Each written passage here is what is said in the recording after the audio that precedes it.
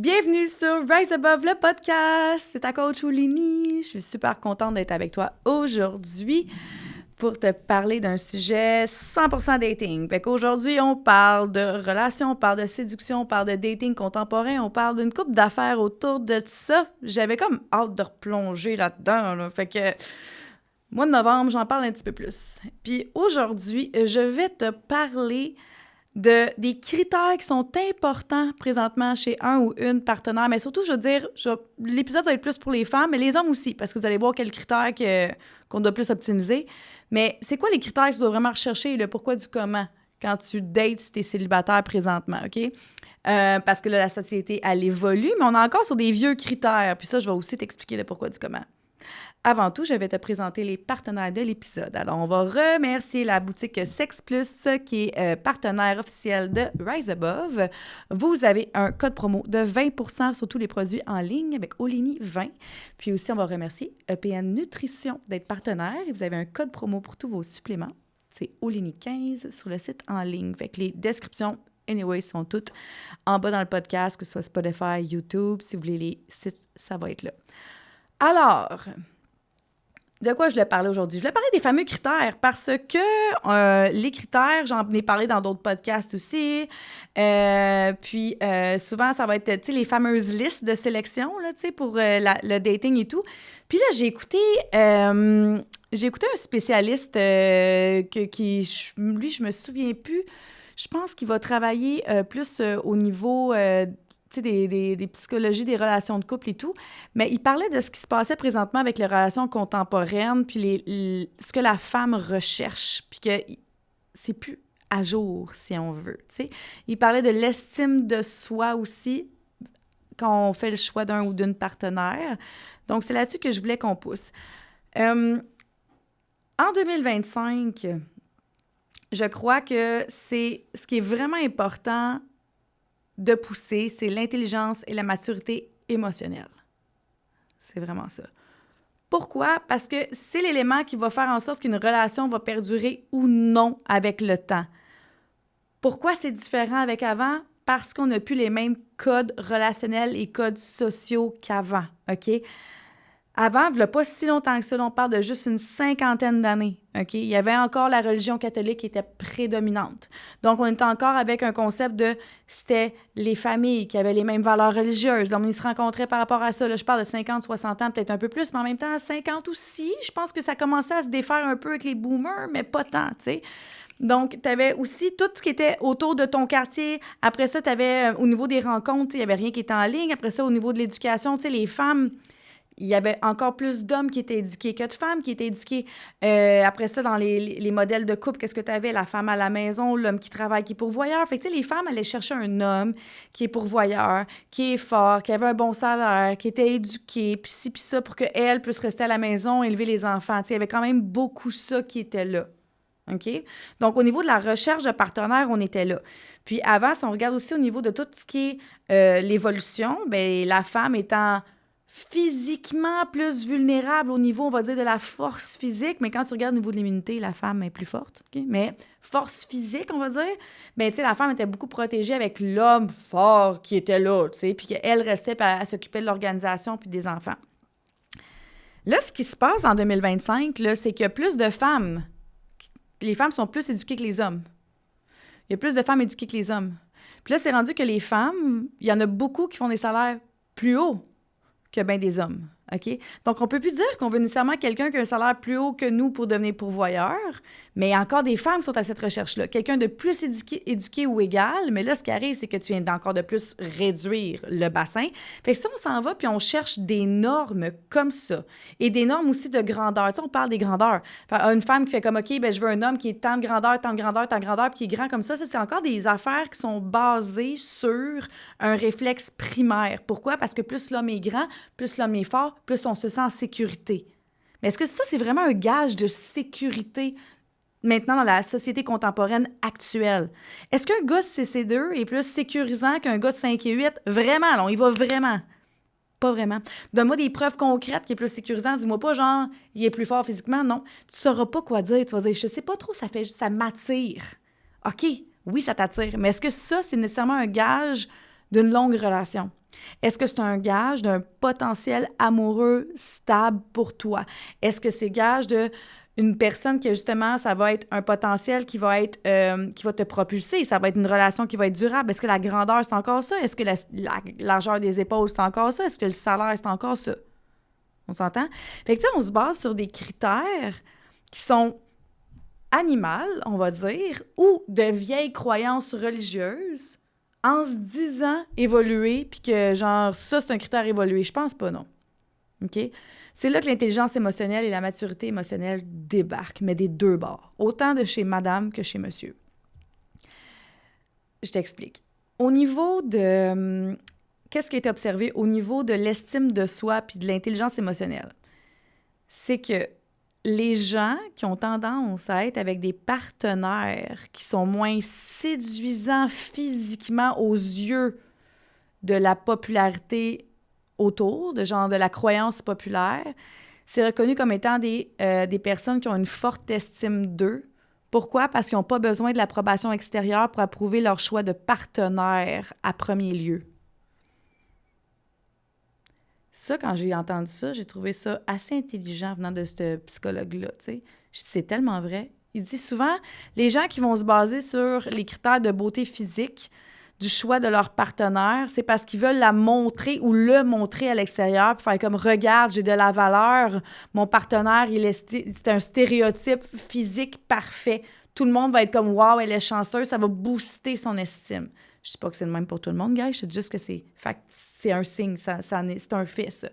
Tandis qu'une personne qui va choisir quelqu'un pour vraiment comment elle se sent, puis que oui, elle va être attirée avec physiquement, mais ça ne sera pas nécessairement des traits qui vont faire partie d'un stéréotype que tout le monde fait comme « Wow, cette personne-là, elle est wow ».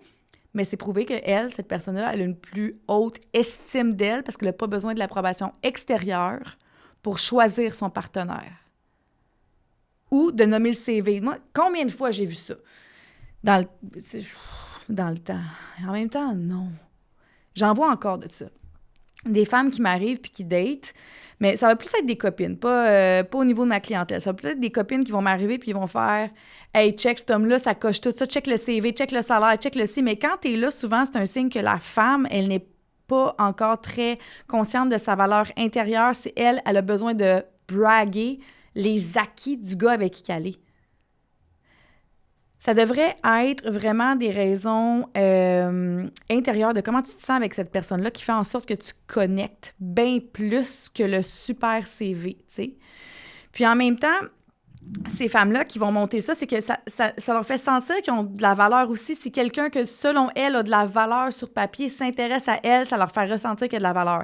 Puis il y a aussi les réseaux sociaux autour de ça. Tu vois des croyances popper comme quoi que « Ah, un vrai homme, tu devrais pas aller en dessous de ça pour avoir un vrai homme. Si tu es une femme de valeur, ton chum devrait faire ça. » Il n'y a rien qui devrait rien, guys. On est tous complètement différents. Puis on a tout un système intérieur émotionnel de besoins complètement différents. Puis ça, j'ai catché ça aussi dernièrement parce que je pense que j'en ai parlé dans un autre podcast aussi. Mais tu sais, moi, j'ai fait une erreur à un moment donné. Et puis ça a été surtout relationnellement parce que je me suis fiée à ces croyances-là que moi, je me suis même attachée à puis qui étaient complètement à l'extérieur de mes besoins et ces croyances-là. Puis quand j'ai reconnecté à mes besoins, je fais « Hey, qu'est-ce que je viens de faire là? » Tu comprends? Puis là, je me suis dit, moi, j'ai besoin de ça en relation, puis j'ai pas besoin de m'en faire avec tous ces principes-là de « ça devrait être comme ça ». Mais les fameux critères de « ça devrait être comme ça », c'est autant par les réseaux sociaux que c'est acheté que c'est par des vieux paradigmes, OK? Fait que, tu sais, quand on arrive avec les critères physiques, si on est stické sur des critères physiques, guys, je vous invite vraiment à faire un travail de moi, comment je me vois physiquement. Moi, est-ce que j'ai l'impression que ma valeur réside dans les yeux des autres? OK, est-ce que ma valeur réside dans le fait que je veux montrer aux autres que je suis capable d'avoir quelque chose qui est reconnu aux yeux de tous? Donc, je vais me faire applaudir pour ça, tu sais. Je veux que le monde me reconnaisse comme ayant de la valeur parce que regarde ce que j'ai, ça a de la valeur. Ma relation, elle a de la valeur parce que la personne, elle est belle, elle est magnifique. On fait un perfect picture ensemble, tu sais. Tandis que ça... c'est pas ça qui va faire en sorte que ça va avoir du bonheur relationnel nécessairement. Puis là, c'est là que l'estime et l'intelligence émotionnelle entrent vraiment en ligne de compte. Quand tu te connectes à l'intérieur, quand, mettons, justement, tu es rendu une femme, tu fais peut-être, je sais pas, tu fais 200 000 par année, Tu es super éduqué. Là, ce que tu veux un homme qui est éduqué comme toi, qui a de l'intelligence émotionnelle, qui fait au-dessus de 200 000 par année. OK? Tu viens vraiment de descendre ton bassin, là, on s'entend, là, tu sais, vraiment, vraiment. Je te dis pas que ça n'existe pas. Je te dis que tu viens de vraiment réduire ton bassin. Après ça, demande-toi pas pourquoi tu te matches pas. Et en même temps, on veut pas que tu ailles chercher le gars non plus, parce que j'ai vu ça aussi, tu sais, que les femmes allaient chercher des hommes qu'elles les faisaient vivre au bout de la ligne, tu sais. Fait que c'était elle qui finissait par faire vivre le gars, puis juste ça parce qu'elle voulait de l'attention ou qu'elle était contente d'avoir de l'attention à ce moment-là, où ça les sécurisait d'avoir quelqu'un dans leur vie, fait qu'elle était prête à tolérer un homme qui était rendu sur le chômage, mais pas sporadiquement. Il se faisait juste vivre par elle, puis tout. Ou que, bof, il prenait pas trop soin de ses besoins, mais il était là physiquement, tu sais. Fait qu'il faut faire attention, tu sais, la ligne est mince entre les deux. Mais d'aller chercher, justement, qu'est-ce que tu as besoin en relation, tu sais. Émotionnellement, toi, tu veux vivre quel type de relation, hein? Puis ensuite, c'est pas juste une question de valeurs, parce que des valeurs, ça change. Fait qu'il y a ça aussi. Un système de valeurs, guys, c'est pas ancré béton. Ça vient de la religion catholique encore. Vous avez des valeurs similaires, allez-y. C'est pas parce que la valeur famille est importante puis vous croyez aux mêmes choses que vous avez tout ça ensemble en commun que ça va faire en sorte que vous allez avoir une relation durable puis que c'est des checks. Non. Les valeurs, ils doivent quand même être similaires en ce sens qu'elles doivent bien s'accorder. On va dire ça comme ça, OK? Donc, les valeurs de cœur doivent bien s'accorder. Sinon, ça doit être facile à communiquer pour que vous puissiez faire un échange conscient par rapport aux valeurs. Même si vous n'avez pas les mêmes directement, qu'elles soient quand même similaires et qu'elles soient compatibles, OK? Moi, je crois que maintenant, en 2025, ce qui est intéressant au niveau des critères, c'est plus la direction que les valeurs. Donc, quel genre de direction vous voulez? Où est-ce que vous vous voyez dans 2, 3, 4, 5, 10 ans? Tu te vois où, tu sais? Si toi, tu arrives, mettons, justement, tu as une grosse job, tu as un gros salaire, puis toi, tu te dis, hey, moi, dans 5 ans, là, je me vois en semi-retraite, puis je vais faire 6 mois par année au Québec, puis 6 mois à l'extérieur. Mais là, tu rencontres un gars, il a le même salaire que toi ou plus, mais lui, il peut pas faire ça. Pourquoi? Parce qu'il est médecin, puis il faut qu'il reste là. Même si le gars a un gros salaire, ça marchera pas, ta vision 5 ans fonctionnera pas. Tu comprends? Fait que là, il faut que tu trouves quelqu'un plus que ta vision fonctionne avec aussi. Donc, d'arriver, peut-être que tu vas pogner un homme qui a un salaire un petit peu moins grand, qui est peut-être freelancer, mais lui, il peut se permettre d'être nomade puis rester ici 6 mois, puis partir 6 mois, puis de fitter avec ton rêve des 5 prochaines années. Tu vois? Ça, c'est beaucoup plus séduisant que de dire, on a les mêmes valeurs, il y a un salaire plus haut que le mien, let's go. Non. Puis, tu sais, les femmes, si on se réduit à ça, on se réduit encore à nos réflexes primaires de on a besoin d'un pourvoyeur. Je pense qu'on est rendu plus évolué que ça, mesdames. Là. Je pense vraiment qu'on est rendu plus évolué que ça. Puis, je pense que c'est important vraiment d'aller voir à l'intérieur de nous comment qu'on se voit en tant que personne, comment qu'on se sent dans notre valeur intérieure, puis qu'est-ce qui fait en sorte que des fois, on veut encore flasher notre partenaire, OK? Commence par ça. Ensuite, quand on s'en va dans l'intelligence émotionnelle, on veut quelqu'un qui fait preuve d'intelligence émotionnelle de son côté aussi, de maturité émotionnelle, parce qu'il y a une différence entre les deux. Tu peux être intelligent émotionnellement, mais très, très immature, OK? Donc, tu veux quelqu'un qui a de l'intelligence émotionnelle, qui est mature émotionnellement, et toi, par contre, tu dois faire preuve de ça aussi, OK? Je pense que la maturité émotionnelle, ça fait partie du concept d'être capable de communiquer ses besoins. Ça, c'est un signe de maturité émotionnelle. Les limites, les ajustements, c'est un signe de maturité émotionnelle. Le grounding, tu sais, d'être dans l'ici, maintenant, la constance, c'est un signe de maturité émotionnelle. L'intelligence émotionnelle, ça va être d'être capable de parler des émotions puis de faire du recadrage s'il y en a. Fait que, tu sais, chez un homme qui a l'intelligence émotionnelle développée, il va être capable d'accueillir la femme dans ses nuances aussi. Ça, c'est super intéressant. Et en même temps, c'est là que je vais amener aussi un petit bémol là-dessus, parce que des fois, il y en a qui vont penser qu'un signe d'intelligence émotionnelle, c'est un gars spirituel qui a fait plein de thérapies, qui a fait du healing à pu finir et tout. Non, là, des fois, tu peux pogner quelqu'un de beaucoup plus troublé qu'autre chose. Celui qui est intelligent émotionnellement, c'est celui qui n'a jamais mis les pieds dans un bureau de psy. OK? Mais lui, par contre, il est là pour toi. Quand il vit quelque chose, il est capable de le communiquer. Puis, il est ouvert d'esprit, mais il n'est peut-être pas nécessairement à 100% dans tout ce qui est le développement personnel, dans tout ce qui est la spiritualité et tout, mais c'est quelqu'un qui est groundé, qui est constant, qui est cohérent puis qui est présent. Ça peut te faire vraiment plus évoluer puis vraiment plus de bien que la personne, que l'homme qui a fait tous les healings du monde, mais que finalement, il est encore full déraciné. Tu comprends? Faut juste faire attention parce que les deux existent. Il y en a du monde qui ont fait du healing qui sont super enracinés aussi. Il y a du monde qui ont fait zéro healing puis il y en aurait besoin vraiment beaucoup. Tu comprends? Tout existe, mais c'est juste que On a tendance à vraiment catégoriser maintenant, puis c'est normal parce que c'est quand même relativement difficile, le monde du dating actuel, avec les blessures, avec justement, ce que je parle là, l'éclatement des normes, là. On dit souvent que les femmes ne savent plus où se positionner, puis que les hommes ne savent plus où se positionner, mais c'est à cause de tout ça. On est quand même dans les premières générations où les femmes décident d'aller travailler puis que les hommes restent à la maison. Mais encore là, elles vont se blâmer des fois et avoir de la culpabilité autour de ça. On est quand même aussi dans la première génération où il y a plus de femmes que d'hommes d'éduqués. On est dans les premières. Où est-ce que les femmes font des gros salaires? On est dans les premières. Hein? Que c'est elles qui vont tenir la famille, on est dans les premières. Est-ce que ça nous empêche d'être dans notre énergie féminine? Pas nécessairement. Ça nous empêche de l'être si on n'est pas avec le bon partenaire, OK? Je pense que tu peux avoir un bon partenaire qui va être mature, qui va être capable de te soutenir, même si tu es une femme forte qui réussit. Je suis sûre que ça existe. Ça existe. C'est pour ça que tu dois aller chercher des critères qui sont beaucoup plus profonds, des critères qui sont beaucoup plus axés sur qu'est-ce qui me fait sentir soulevée à l'intérieur de moi, qu'est-ce qui me fait sentir soutenue aussi.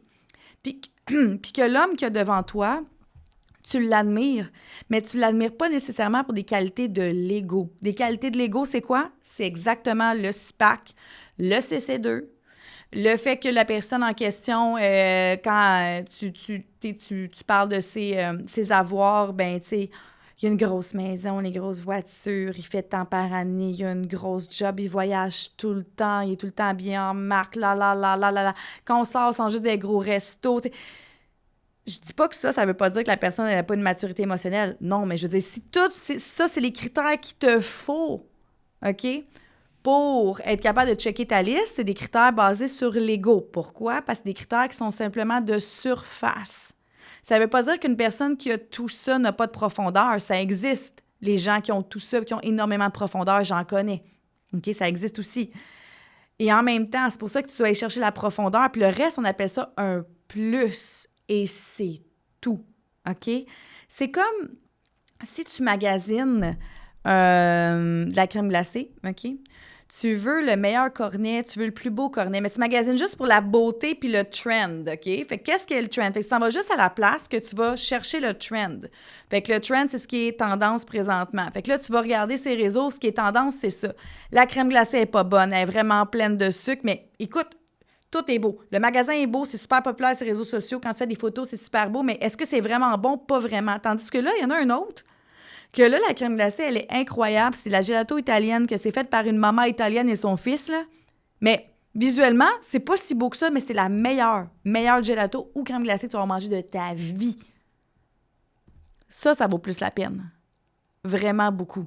Ça veut dire que tu as pris le temps de choisir, de faire des petites recherches, d'aller chercher, OK, les gens, OK, on m'a dit que c'était elle, tu t'informes sur les ingrédients et tout ça. Ça prend plus de recherche, mais tu as trouvé le spot à gelato incroyable à Montréal. Tandis que si tu fais juste checker le trend, tu vas pogner ce qui flash vraiment bien, mais ça veut pas dire que c'est la meilleure pour toi. Sur le coup, ça va être le fun sur le coup, là, bien sûr. Mais à un moment donné, puis les saveurs vont toujours rester les mêmes, tandis que l'autre, la maman italienne, là, elle te modifie des affaires, puis il y a des trucs qui changent avec les années parce qu'eux autres, ils essayent des nouveaux trucs, tu sais. Il y a ça aussi. C'est complètement différent, fait que la recherche devient différente si on amène ça au dating. Si t'arrives, tu cherches juste la surface, ben, tu vas avoir une relation de surface. Donc, tu vas retourner sur ton site de rencontre dans 6 mois, je te le garantis. Ou peut-être même plus court que ça, 3 mois. Vraiment beaucoup. Pourquoi? Parce que l'autre personne aussi est venue te chercher pour la surface. Parce que toi, tu dois coller là-dessus, quelque part aussi. Si tu veux quelque chose en profondeur, oui, ça va prendre beaucoup plus de temps. Je veux pas être plate, mais ça va prendre plus de temps. Pourquoi? Parce que tu vas avoir besoin de découvrir la personne. Tu vas avoir besoin de sortir vraiment de toi-même, de tous tes idéaux de genre, ça, c'est les critères qu'il me faut, tous les critères de surface, il va falloir que tu les déconstruises et que tu construises des critères qui sont plus en profondeur puis tu apprennes à connaître quelqu'un dans ces critères en profondeur-là. Puis c'est pas la photo, puis c'est pas les 5 premières sorties qui vont nécessairement t'indiquer si la relation va être durable ou non, ou si c'est des critères qui fit avec toi ou non. Ça va prendre un petit peu plus de temps que ça. En même temps, les 5 premières sorties vont être très indicatrices de si c'est la personne qui te faut pas. Ça, tu vas le voir tout de suite, là. Mais si c'est la personne qui te faut, ça prend des fois un petit peu plus que ça, OK?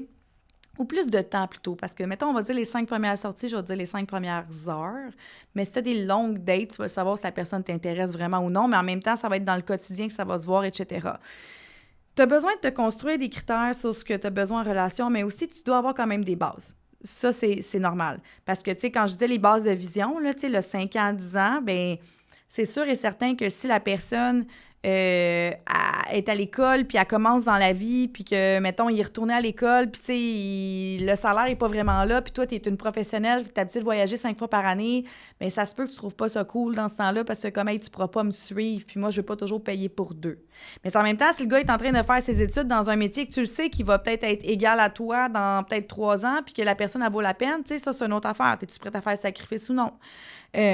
Ensuite de ça, c'est vraiment en lien avec le mode de vie. Fait que tu y vas avec le mode de vie, mais ça va encore dans la maturité émotionnelle, OK? Et l'intelligence émotionnelle. Fait que toi, tu dois faire preuve d'intelligence émotionnelle et de maturité émotionnelle quand tu dates pour sortir de ces critères-là qui t'encabanent dans une vieille façon de faire qui est plus basée sur des croyances et des réflexes primaires.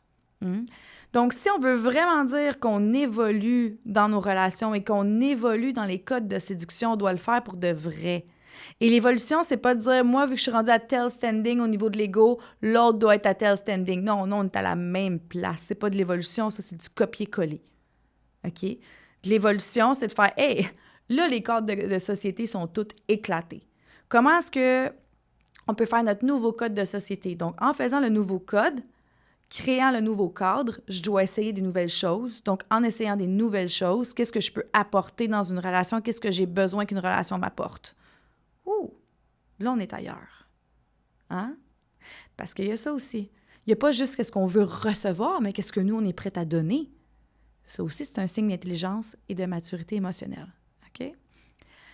Encore une fois, on a toujours des préférences. C'est normal. Des préférences, que ce soit physiques, des petites préférences, que ce soit au niveau du mode de vie, c'est normal. Donc, tu dois voir qu'est-ce qui est des préférences et qu'est-ce qui est des deal breakers. Ça, c'est important que tu ailles voir ça aussi. Puis fais-la la liste de tes besoins relationnels, de comment tu as envie de vivre une relation, quels sont tes besoins aussi. Hein? Et après ça, de voir aussi au niveau de toi, comment tu te perçois. Et le comment tu te perçois et comment est ta confiance en toi et comment est ton estime en dit énormément sur ton choix de partenaire. Vraiment beaucoup. Là, je parlais du fait qu'on mettait un partenaire que, tu sais, qui allait flasher puis ça allait booster notre estime, OK? Mais ça peut être aussi de prendre un partenaire qui nous convient vraiment pas puis qui est vraiment pas adéquat avec nous, qui a des comportements abusifs. Ça veut dire qu'on s'aime pas assez non plus. Fait que, tu sais, les deux spectres reviennent à la même place. C'est que le juste milieu, il est où? Le juste milieu, c'est quand on trouve quelqu'un qui fit avec notre cœur, vraiment, puis notre sensibilité. Mais pour ça, nous, on doit être capable d'aller à l'intérieur pour aller voir qu'est-ce que ce cœur-là a besoin. Beaucoup plus que les critères. OK? Fait que si t'es célibataire, puis que cet épisode-là t'a parlé, je t'invite à te faire une liste de tes critères de cœur. Comment tu as envie de vivre ta relation amoureuse future. Et de où est-ce que tu te vois dans 2, 5, 10 ans. Ça aussi, c'est important. Fait que ces deux choses-là ensemble, OK, vont t'aider à commencer à peut-être faire un profil de site de rencontre qui est plus axé sur le cœur, à nourrir des conversations avec ceux que tu dates pour aller voir si eux, leur cœur fit avec ton cœur. C'est good? Si tu as des questions, tu peux toujours m'écrire. Si cet épisode-là t'a parlé, tu dis comme « Hey, c'est tellement vrai, je vis telle affaire. Oulini, comment on fait pour déconstruire tel type de croyance? » Viens m'écrire, OK? Je fais aussi de l'accompagnement en 1-1 au niveau du coaching, de la séduction, puis même, je fais de la transformation à la base et de la séduction. Fait que les deux se jumellent super bien. Je peux t'aider à transformer tes croyances autour de la séduction pour t'aider dans tes relations aussi et t'aider à avoir une estime de toi qui est beaucoup plus solide pour que tu puisses vibrer ce que tu veux. Fait que ça, tu m'écris encore si tu as besoin d'accompagnement. Ça va me faire plaisir. Ça s'en va en 2026, mais c'est le temps de se mettre sur la liste d'attente, OK? Sinon, il y a des petits programmes en ligne, j'ai des choses qui s'en viennent. Fait que je t'invite vraiment à t'abonner à mon infolette parce qu'il y a plein d'affaires qui sont en train de se construire présentement pour 2026. Puis tu vas être à l'affût de plus en plus par l'infolette. Tu peux me suivre sur mes réseaux, Instagram, TikTok, Facebook. Je partage plein de contenus avec Oulini Pelletier ou sur mon site, oulinipelletier.com. Mets un petit 5 étoiles à ce podcast-là pour que les gens puissent le retrouver. Hein? Puis, partage. Partage la lumière. Partage Ça fait toujours plaisir, puis ça fait en sorte que d'autres personnes découvrent le podcast. Alors sur ce, je te souhaite une belle journée, une belle soirée, une belle semaine, une belle fin de semaine. Love, rise above.